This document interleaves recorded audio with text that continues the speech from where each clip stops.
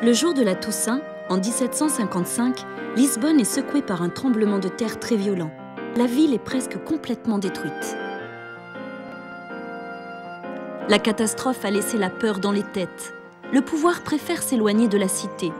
La reine Maria Ier fait construire à l'ouest de Lisbonne un petit Versailles entouré de jardins à la française. Le château et ses parcs deviennent rapidement synonymes de fête. On circule en barque sur le Grand Canal, on écoute de la musique. C'est un Français, Jean-Baptiste Robillon, qui dessine le jardin de Neptune. En contrebas, le jardin d'esprit italien cache un pont baroque décoré d'azulejo. Azulejo, un mot d'origine arabe signifiant petite pierre, ou l'art de raconter l'histoire et la vie au quotidien du Portugal.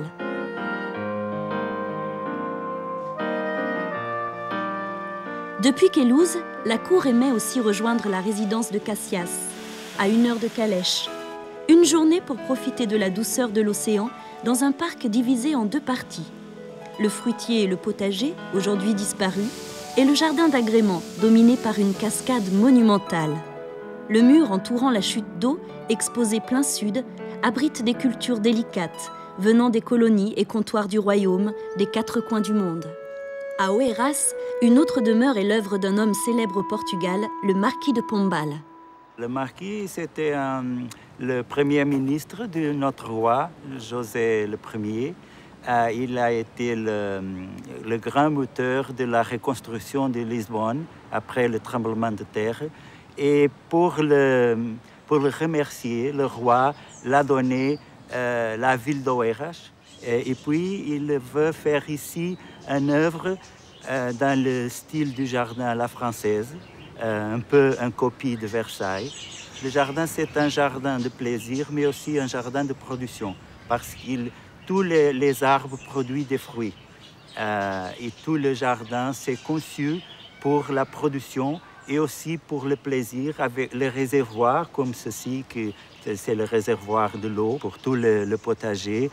C'est aussi un lac pour pêcher, pour prendre un bateau, pour prendre du bain. C'est la grande différence de notre jardin. Ce sont des jardins qui ont un mix de production et de plaisir. Succédant au Prince, la côte à l'ouest de Lisbonne devint la destination favorite des touristes et des vacanciers. Exposée au sud, on dit que les fleurs s'y épanouissent 2 fois par an. Les résidences et les hôtels se couvrent naturellement d'une parure multicolore.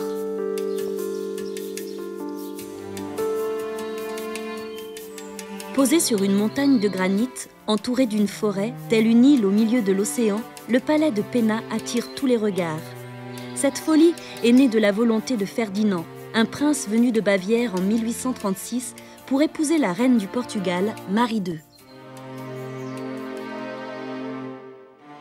Il a acheté cette propriété avec l'objectif principal de créer un jardin romantique. Il a cherché son inspiration dans des histoires épiques. Il aimait beaucoup l'idéal de la recherche du Graal. Quand on voit toute cette forêt dense qui entoure le palais, et quand on se promène dans la forêt et on remarque que les chemins sont complètement en forme de labyrinthe, on arrive très bien à faire le parallélisme avec cette histoire.